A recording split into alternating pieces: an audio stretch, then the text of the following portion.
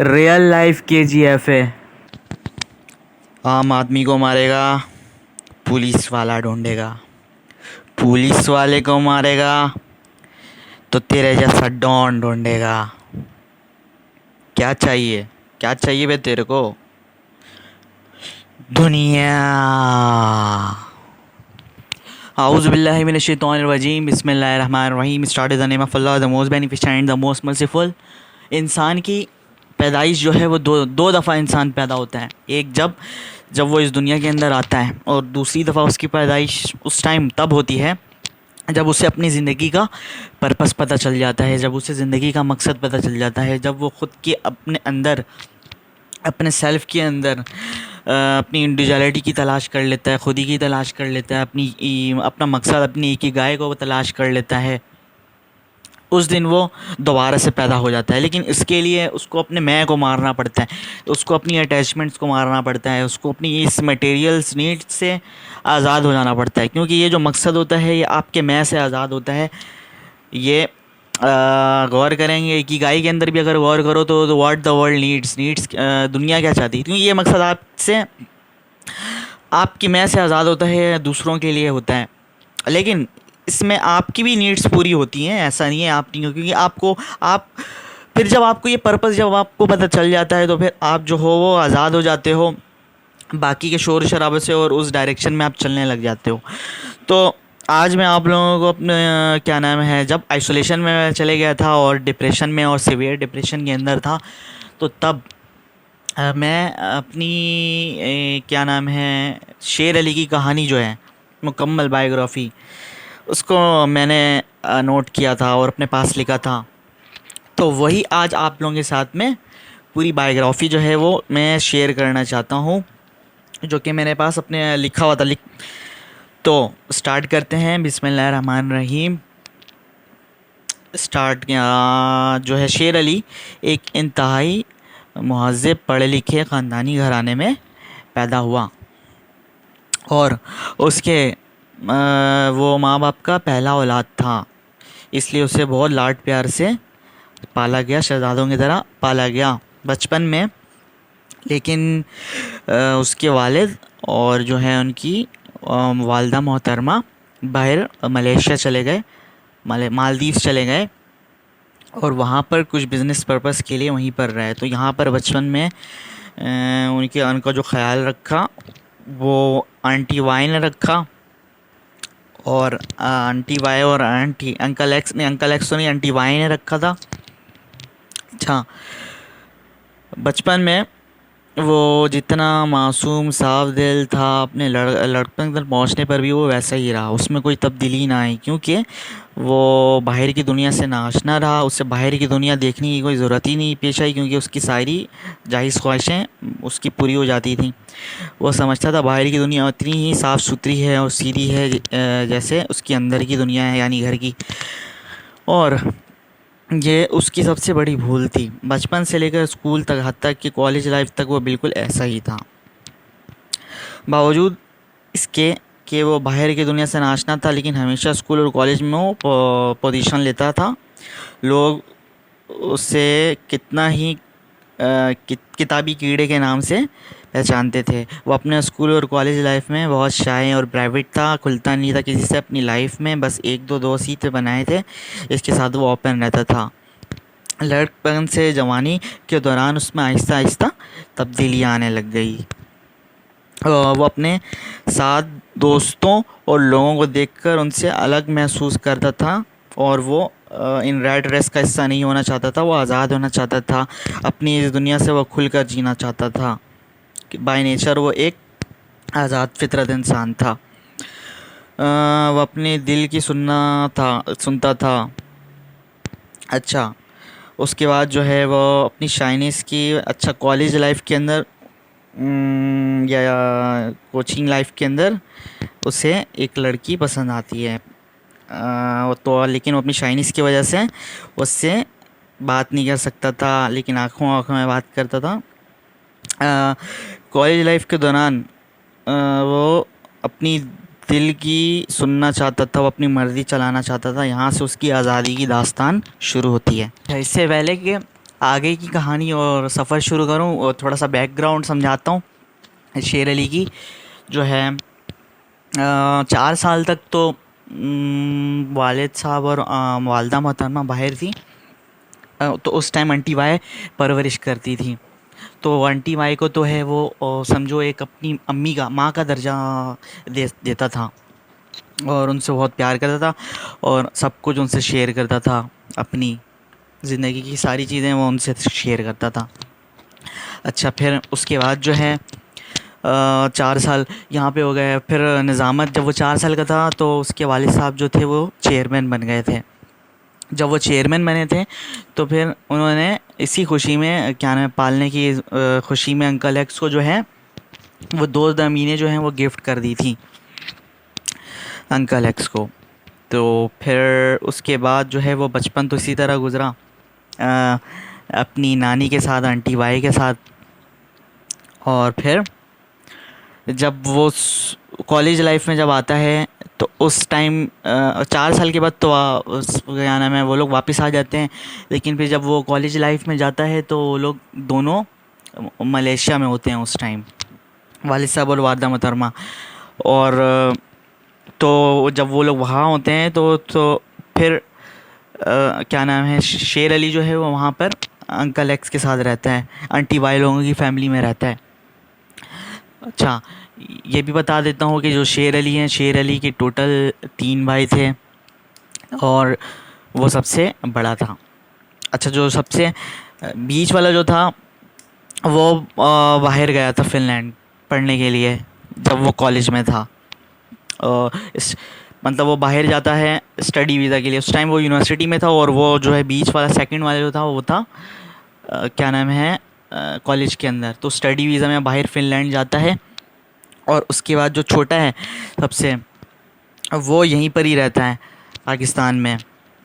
और वो हमारे साथ यहीं पर अंकल एक्स और आंटी वाई के घर के अंदर रहता है। अब यहाँ से जो है वो कहानी असल शुरू होती है उसकी मुकम्मल आज़ादी की। तो अब यहाँ से स्टार्ट करता हूँ। अच्छा, अब वो जो है वो ज़िद करने लगा था, अपनी दुनिया से बागी होने लगा था और दिल की सुनने लगता था, दिल की सुनता था। दिल से उसकी आवाज़ आई कि तुम्हें टीचिंग करनी चाहिए। तो वो एक शाय लड़का था, लोगों से बात नहीं कर सकता, घबरा जाता था, इसलिए काफ़ी मुश्किल था उसके लिए टीचिंग करना। लेकिन उसने अपनी दिल की सुनी और उसने अपने इस डर के बुत पर काबू पा लिया। और जब उसने टीचिंग की तो उससे स्टूडेंट्स बहुत ज़्यादा इम्प्रेस हुए। वो बेलौस होकर पढ़ाता था, वो बहुत इन्वॉल्व हो जाता था, इससे उसकी कॉलेज लाइफ में उसकी ख़ुद की स्टडी भी मुतासिर होती थी। और इसके लिए शिकायत भी आने लगती थी घर पर। तो वो प्रोफेशनल नहीं था, वो टाइम की परवाह नहीं करता था। एकेडमी और पेरेंट्स का दबाव था कि तुम टीचिंग मत करो, पढ़ाई पर फोकस करो, अपनी यूनी में जाना है, तुम्हें इस यूनी में जाना है, फ़लाँ फ़लाँ, तुम यहाँ एडमिशन लेना है, तो तुम्हारी ज़िंदगी ख़राब हो जाएगी अगर नहीं हुआ तो, ETC। तो वो एक तरह से इन जंजीरों में जकड़ा हुआ था। उसका दिल उसे आज़ादी के साथ ज़िंदगी गुजारने क्या था, लेकिन उसके हालात उसको ज़हनी दबाव का शिकार बना रहे थे। इसी ज़हनी दबाव में रहते हुए उसने अपना इंटरमीडिएट मुकम्मल किया, लेकिन वो अपने डिज़ायर यूनिवर्सिटी में एडमिशन नहीं ले पाया। उसका उसका इंस्टीट्यूट ऑफ भगोड़ोलॉजी के अंदर एडमिशन हो गया, तो जहाँ वो जाना पसंद नहीं करता था। लेकिन पेरेंट्स से मुराद अंकल, तो उस टाइम तो क्या नाम है, आंटी वाई और अंकल एक्स के घर पे रहता था। तो उनके फोर्स करने पर उन्होंने यहाँ पर एडमिशन। अच्छा, आंटी वाई वो उन्होंने अपने पास इसलिए भी रखा हुआ था क्योंकि वो देख रही थी ये कमाने वाला बंदा है, इसको रखो और इससे जो है फ़ायदे उठाओ। अच्छा, तो 18 साल तो उसे वहाँ पर एडमिशन लेना पड़ता है, वो सोचता था। अच्छा, तो वो कहता था कि कम से कम वो अपने दिल की सुनता तो अपने पैशन को फॉलो करता रहा। लेकिन तब भी उसने हिम्मत नहीं आ रही जब उसका एडमिशन नहीं हुआ। लेकिन इत्तेफाक देखो कि वो जो लड़की थी सनोबर, जिससे वो जब बात नहीं कर पाता था, आंखों में बात करता था, उसी फील्ड में उसका जो है एडमिशन हो जाता है जिस फील्ड में वो होता है। तो और उसी सेक्शन के अंदर भी होता है। तो एक दिन वो बहुत शर्माते हुए उससे बहुत सारी चीज़ें हैं जो कि मैं यहाँ पे इन शॉर्ट करके बताते हैं कि दोस्ती हो गई और फ्रेंडशिप हो गई। और जो है वो उसे बहुत पसंद भी करने लग गया। अभी तो उसकी शादी हो गई है, लेकिन फिर भी वो अभी उससे पहला प्यार है, वो भूल नहीं सकता है। अभी भी उससे प्यार करता है। अच्छा, बात आगे बढ़ती है। यहाँ पर आंटी वाई लोग होते हैं, उनसे जब मुलाकात होती है, मेरे ख़्याल से फिर आंटी वाई को जो है वो पसंद नहीं आती। तो आंटी वाई के चेहरे में मैं क्या नाम है वो ये देखता है कि उसे समझ भी नहीं आ रही, तो वो उसके लिए उन्हें कुर्बान कर देता है, क्योंकि उसको ऐसा लगता है कि शायद वो उसके लिए किसी और को पसंद करती है। अब आंटी वाई के घर में मैं आपको बता देता हूँ, उनके फैमिली अंकल एक्स और आंटी वाई की, इनके हैं 4 टोटल बच्चे। एक जो था वो खैर है, जो सबसे छोटी एक बेटी थी मेरे ख़्याल से, वो उसके लिए मुझे पसंद करना चाहती थी। लेकिन आगे जो है मैं आपको इन शॉर्ट करके अब आगे बताते हैं। अच्छा, वो जो लड़की थी और जो उसकी कज़न थी, वो उसके साथ बस बातचीत थी और उसके लिए कोई फीलिंग नहीं थी, दोस्ती थी। अच्छा, इस यूनिवर्सिटी के अंदर जो इंस्टीट्यूट ऑफ भगोड़ालॉजी थी, उसके अंदर तो और उससे पढ़ाई नहीं करनी थी, क्योंकि उसको उसकी डिज़ायर्ड फील्ड नहीं मिली थी। तो क्योंकि उसका ख्वाब था उसको उसकी डिज़ायर्ड फील्ड में, तो यहाँ से वो यूनिवर्सिटी में क्योंकि वो इस फील्ड और इस यूनिवर्सिटी में एडमिशन ले, वो एक अजीब कश्मकश में था। लेकिन कुदरत आहिस्ता आहिस्ता उसको दूर कर रही थी। अच्छा, इस यूनिवर्सिटी से वो दूर कर रही थी, जिस यूनिवर्सिटी में वो सनोवर थी। वो ख़ुद को तोड़ रहा था और ना चाहते हुए ख़ुद को दूर कर रहा था। वो अपने मोहब्बत से ख़ुद को दूर कर रहा था, लेकिन वो बता नहीं पा रहा था कि वो ऐसा क्यों कर रहा है, और बताता भी क्या तो कसूर किसको देता, तो कसूर वो किसको ठहराता। उसने उसको समझने के लिए की बात छोड़ी कि शायद अपने ख्वाब की फील्ड में जाने के लिए ऐसा कर रहा है, लेकिन तब भी उसने बदतमीज़ी और इतनी बेरुखी की, यानी जो शेर अली ने सनोबर के साथ बदतमीज़ी की थी काफ़ी। अच्छा, तो उसको यही सोचने का मौका देता है कि ऐसा ये क्यों कर रहा है। ये इसलिए कर रहा है क्योंकि शायद यहाँ से वो जाना चाहता है, अपनी डिज़ायर फील्ड के अंदर एडमिशन लेना चाहता है। अच्छा, वो तोड़ रहा था ख़ुद को अपनी इसी दौरान जो है उसकी नानी जान की भी डेथ हो जाती है, जो कि उसकी बहुत करीब थी दिल की। तो वो दौर बहुत तोड़ देने वाला होता है उसकी लाइफ का। तो उसने अकेले अकेले चुप रहकर बहुत सह लिया था। उसके अंदर एक जलन थी और उसके दिल में अपनी ज़िंदगी की कि वो दौर वो कभी नहीं भुला सकता। अच्छा, इसी दौरान उसकी जो है डिज़ायर यूनिवर्सिटी का टेस्ट होता है, और जो उसने ख्वाब देखा था उसमें वो कामयाब जाता है। उसकी ज़िद थी जो उसने और अपनी जो मेहनत थी उसकी वजह से उससे वो फील्ड हासिल हो जाती है। इसी दौरान उसे बहुत सी बातें सुनने को मिलती है। अपनी पढ़ाई की वजह से उसने पूरे 2-3 साल जो है रिश्तेदारों का चेहरा नहीं देखा, ना किसी प्रोग्राम में जाता था। वो बिल्कुल कैद में अपनी किताबों के साथ ज़िंदगी गुजारता था। अच्छा, अब जब वो डिज़ायर फील्ड में एडमिशन ले चुका होता है, तो उसके बाद वो फैमिली में जाने लगता है। जो उसने वो अचीव कर लिया था, तो उसे मिल जाती है। फिर इसके बाद जो है वो दूसरी उसकी कहानी शुरू होती है। यहाँ पर जो है नीलोफ़र से बातचीत, यहाँ भी बहुत सारी चीज़ें शेयर नहीं कर सकते, तो शॉर्टकट बताते हैं इसको। तो नीलोफ़र से भी बात होती है। वो उसे पसंद करती थी पहले, लेकिन वो जो है उसके लिए इतनी फीलिंग नहीं थी। लेकिन आहिस्ता आहिस्ता जो है वो उसकी अटैचमेंट बढ़ जाती है और पसंद करने लगता है उसको बहुत।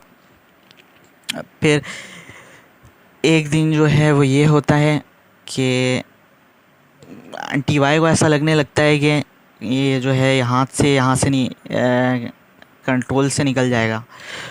तो वो जो है वो अच्छा, फिर आंटी वाई को ऐसा लगता है कि शायद वो जो है वो कंट्रोल नहीं होगा ये, और बहुत ज़्यादा क्या नाम है नीलोफ़र को करने लग जाएगा, नीलोफ़र के साथ अटैच हो जाएगा। इसकी वजह से वो आंटी वाई, जैसे कि आप लोगों को पता भी है कि एक जहनी बीमार किस्म के जो लोग होते हैं वो इस किस्म के लोग हैं, ये इस किस्म की थी। तो वो जो है ये करती हैं किसी तरीके से, पर इस तरह का क्या परसेप्शन बनाती है कि उसको जो है वो उससे भी दूर कर देती हैं। किसी ना किसी तरीके से। अभी जो है वो नीलूफ़र की आप लोगों के साथ शेयर करते हैं। नीलूफ़र जो है वो अभी वो ये देख रही है कि उसके अपने ऑप्शन खुले रख रही है, और अभी वो साद अशमानी के साथ सेटिंग साद अशमानी के साथ सेटिंग बना रही है अभी। और वो सेक्सी सेक्सी पोस्ट कर रही है जिसमें वो रिएक्ट कर रहा है, तो उसे वो बोल रही है कि रिएक्ट नहीं करो, मेरी फैमिली भी ऐड है, तो वो देख लेंगी तो शक करने लगेंगे। अभी तो फ़िलहाल नीलोफ़र का ये चल रहा है। अच्छा, उसके बाद अब हम आगे बढ़ते हैं। तो अच्छा, एक और बात है, तो वो तो पूरी कोशिश कर रहा है अपनी आखिरी उसकी उस टाइम तक वो पूरे फैमिली से लड़ रहा है उसके लिए। लेकिन अब क्या बोल सकता हूँ, अगर उस किसी को उस प्यार की कदर नहीं है रियल, तो उसके लिए मैं यही बोलूँगा, इतना गिरा हुआ तो शेर अली नहीं है। अच्छा, अब आगे चलते हैं शेर अली की कहानी। अब उसको ये समझ में आने लगा था कि मोहब्बत का हकदार जो है अकेले रह रह कर उसको ये चीज़ समझ में आ गई थी कि मोहब्बत जो है वो उसका हकदार सिर्फ और सिर्फ एक अल्लाह है, खुदा है। दुनिया के लोग तुमसे सिर्फ अपने फ़ायदे के लिए मोहब्बत करते हैं, और सिर्फ खुदा ही है जो बिना मतलब के तुमसे मोहब्बत करता है। अब उसका खुदा पर ईमान और भरोसा और ये एहसास कि खुदा उससे बढ़कर मोहब्बत करने वाला कोई भी नहीं है, उसका ये ईमान बहुत बढ़ गया था। अब वह दुनिया को समझने लगा था और उम्मीद सिर्फ खुदा से लगाता था। उसने अब अपने ताल्लुकात से, रिश्तों से जितने भी थे, वो अपने आप में, अपने पैशन में, अपनी दुनिया में आने का मकसद पे, अपने दुनिया के आने के मकसद पर गौर करता रहता था। वह ज़्यादातर वक्त अपनी तलाश में, अपने अंदर के खुदा की तलाश में, सच की तलाश में लगा रहता था। उस सच की, उस प्यार की तलाश में लगा रहता था। वह हर चीज़ को क्वेश्चन करता था, क्योंकि उसका दिमाग ही ऐसा था। वो अपने ऊपर आने वाले हर परेशानियों पर सवाल करता था, फिर वो उस पर सेल्फ एनालिसिस करता था और फिर उसका हल निकालता था। अच्छा, वो सच की तलाश करता था, वो हक़ की तलाश करता था, और जब उसे खुदा मिल जाता है तो वो खुदा की ज़बान बोलने लग जाता है। वो खुदा का दोस्त बन जाता है और खुदा उसका दोस्त बन जाता है, और फिर वो ऐसे ऐसे मौत से कर देता है कि लोग हैरान हो जाते हैं कि ये कैसे कर रहा है। असल में वो खुदा कर रहा होता था, खुदा और अब वो एक हो जाता है। अब वो इंसान आज़ाद हो जाता है, उसे किसी चीज़ की परवाह नहीं होती। अब वो किसी चीज़ की भी ग़ुलामी नहीं करता, क्योंकि उसे पता है अब सारी ताकत उसके हाथ में है, कोई उसका कुछ नहीं बिगाड़ सकता। अब जो भी होगा वो उसका फ़ैसला होगा, और वो जो भी फ़ैसला करेगा मेरे लिए बेहतर करेगा, क्योंकि वही सबसे ज़्यादा मोहब्बत करने वाला है। अच्छा,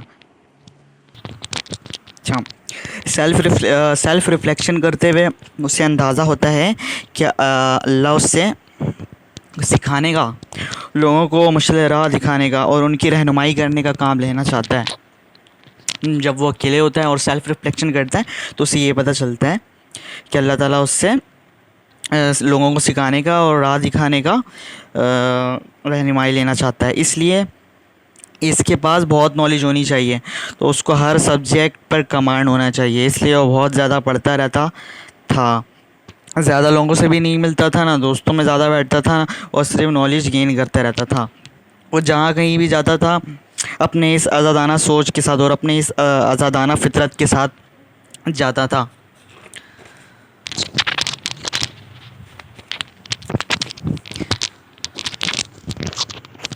उसने कभी भी किसी की ग़ुलामी कबूल नहीं की।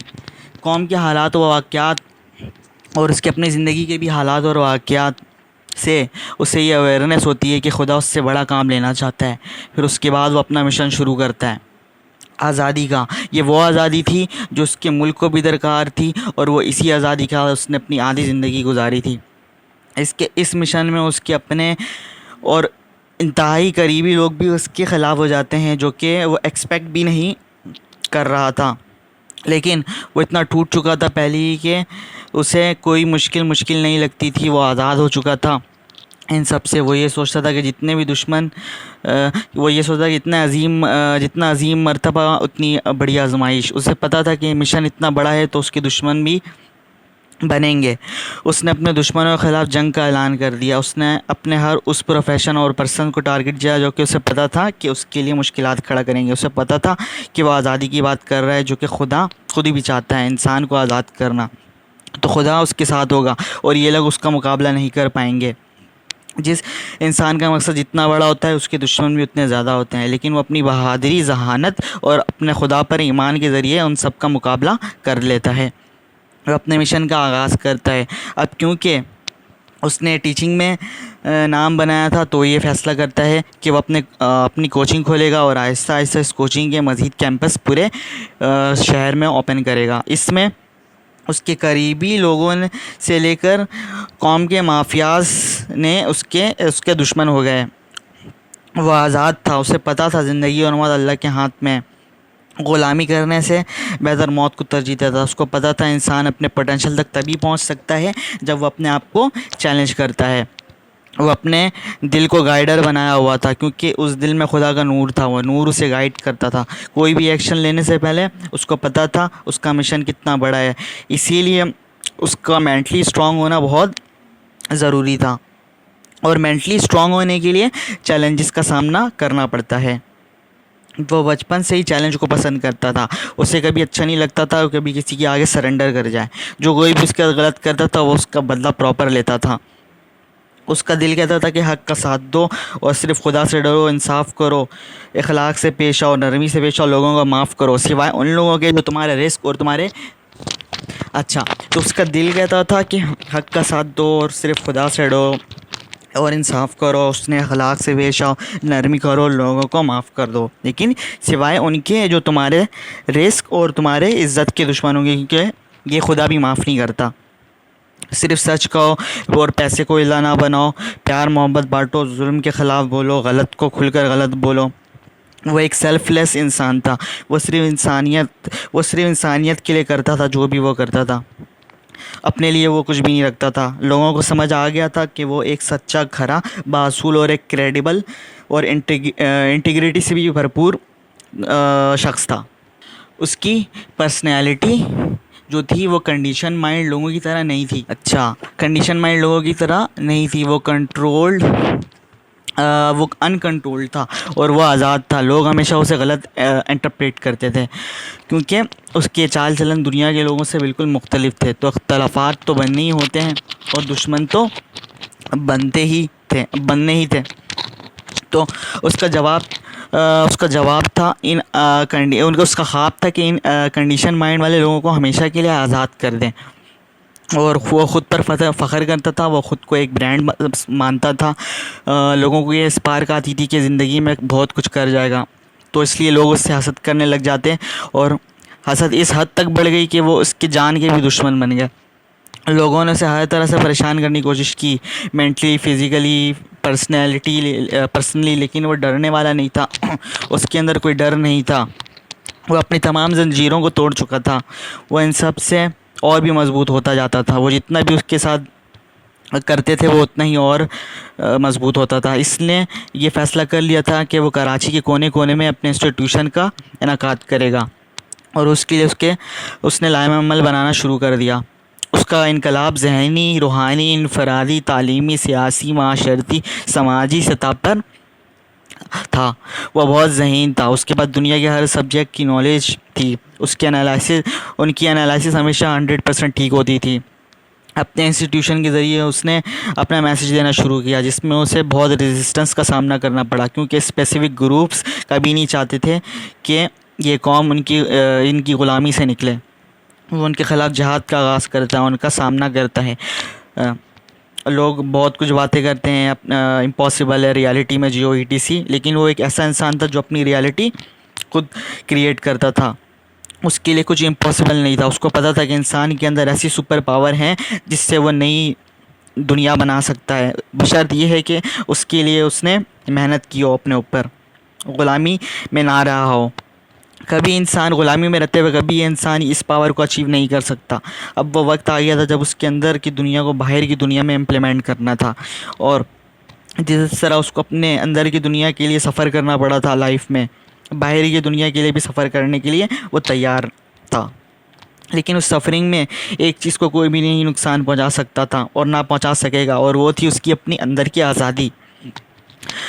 वो अपनी फील्ड में वर्क करने लग जाता है, जिसमें वो आर्टिफिशियल इंटेलिजेंस की मदद से एनवायरमेंटल साइंस और सप्लाई चेन की ऊपर हेल्थ सेफ्टी पर काम करता है।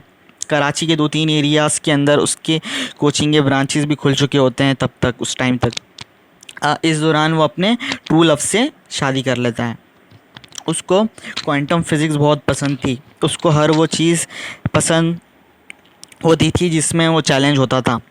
बाकियों को ये डिफ़िकल्ट लगता था लेकिन उससे इंटरेस्टिंग। वो सोचता था कि पूरी यूनिवर्स के अंदर कुछ ना कुछ मिसिंग है, सबके लिए एक ऐसा लॉ होना चाहिए जो पूरे यूनिवर्स को डिफ़ाइन कर दे। इन सब की खोज में वो लगा रहता था। इसने डिसाइड किया कि वो मेटाफिज़िक्स के अंदर पीएचडी करेगा, जहाँ पर वो इन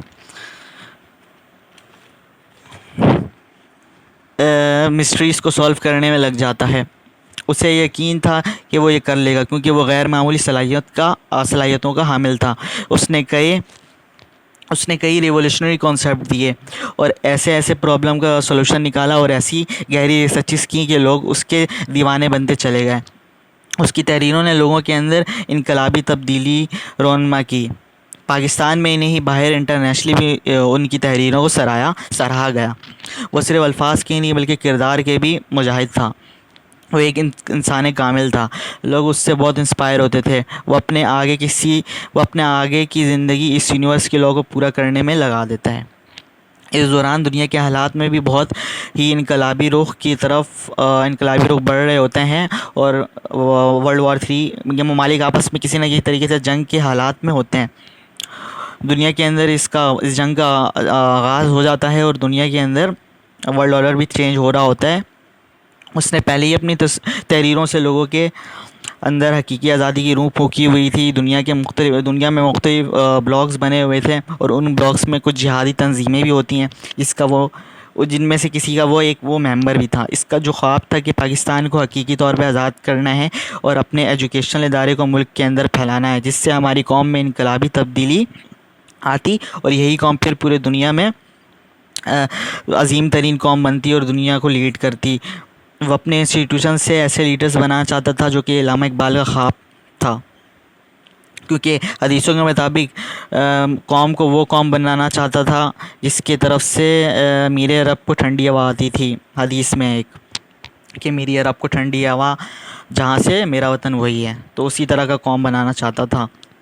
और जब वो पीएचडी से वापस आता है मुल्क, तब तक वो एक इन्फ्लुएंशियल पर्सन बन चुका होता है और यहाँ आकर वो बाकी की कैंपस का भी इनकाद करता है। 2 यहाँ पे और थे तो 12 और कैंपस यहाँ वापस आकर वो इनकाद करता है। अच्छा, मुल्क के मुख्तलिफ़ जगहों में उसका इदारा ओपन हो चुका होता है। पूरी दुनिया की तरह मुल्क में भी अफरा तफरी का आलम होता है। लोगों के अंदर जिहाद की रूह रोनमा हुई होती है। यहाँ भी निज़ाम गिर रहा होता है, अपने इदारे को बहुत ही खुफिया रखता है। यहाँ लोग कोड वर्ड्स में पैगाम लाते हैं और पहुँचाते हैं। इधर भी जहाद का आगाज़ हो चुका होता है और इसी जहाद के अंदर अच्छा यहाँ पे जो है तो ये तो अल्लाह जानता है कि जब वो 60 साल की उम्र में, क्योंकि वो ये नहीं चाहता है कि उसकी उम्र आप सल्लल्लाहु अलैहि वसल्लम की उम्र से ज़्यादा हो, वो एक आशिक रसूल है, तो 60 साल की उम्र में इस दुनिया से चला जाता है। और किस तरह जाता है ये अल्लाह को पता है। अच्छा, और फिर अल्लाह डिसाइड करेंगे उसकी जहाद। अच्छा, और फिर ये पाकिस्तान के अंदर हकीकी आज़ादी आ जाती है जिसका वो ख्वाब देखता था और फिर ये मुल्क वो अजीम मुल्क बनता है इसका ख्वाब अल्लामा इकबाल ने भी देखा था। इसके ब्लॉग्स और इसकी तसानीफ़ ने लोगों के लिए मुशल रहा थी। इसकी तसानीफ़ लोगों के लिए एक मुशल रहा थी। उनकी किताबों से मुस्तफ़ीद भी होते थे और उससे फ़ायदा भी उठाते थे। एजुकेशन में जो उनके ख़िदमात थे जिससे उन्होंने तालिब इल्मों में इनकलाबी रूह भी बेदार की थी। अच्छा, मौत के बाद दुनिया उसको समझ नहीं पाई है क्या है, कॉमेडियन है, एक्टर है, फ़िलासफ़र है या क्या है, ये एक्टर है या फिर, तो वो जो है वो अपने आप को एक टीचर ही मानता था। तो दुनिया उसको एक अजीम टीचर के नाम से या रेवोल्यूशनलिस्ट है क्या है ये टीचर के नाम से हमेशा याद रखती है। और ये मुल्क एक ऐसा मुल्क बन जाता है जो कि रियासत मदीना के उसूल पर मबनी होता है और ये पूरी दुनिया के लिए एक एग्ज़ाम्पल होता है ये कौम। ठीक है, अल्लाह हाफ़िज़। ये थी शेर अली की पूरी स्टोरी। ठीक है, अपना ख्याल रखिएगा और दुआओं में याद रखिएगा। अल्लाह हाफ़िज़।